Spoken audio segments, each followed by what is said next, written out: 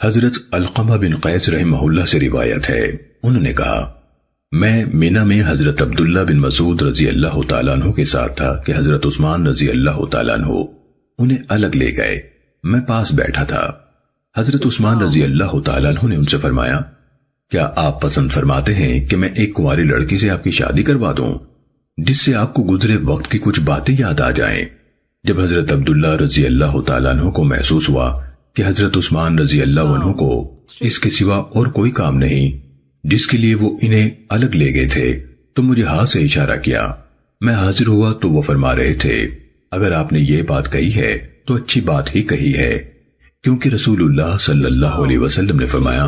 اے جوانوں کی جماعت، تم میں سے جو شخص نکاح کی طاقت رکھتا ہے اسے چاہیے کہ شادی کر لے، اس کی وجہ سے نظر نیچی رہتی ہے اور جسم بدکاری سے محفوظ رہتا ہے،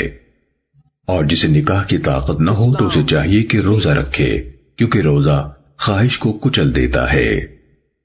سنن ابن ماجہ حدیث نمبر 1845۔ حضرت حکیم بن معاویہ اپنے والد حضرت معاویہ ابن حیدہ رضی اللہ تعالیٰ عنہ سے روایت کرتے ہیں، انہوں نے فرمایا ایک آدمی نے نبی صلی اللہ علیہ وسلم سے سوال کیا خاوند پر عورت کا کیا حق ہے؟ آپ صلی اللہ علیہ وسلم نے فرمایا جب کھانا کھائے تو اسے بھی کھلائے، جب کپڑا پہنے تو اسے بھی پہنائے، چہرے پر نہ مارے، اسے برا بھلا نہ کہے، اور گھر ہی میں اس سے علیحدگی اختیار کیے رکھے۔ سنن ابن ماجہ حدیث نمبر 1850۔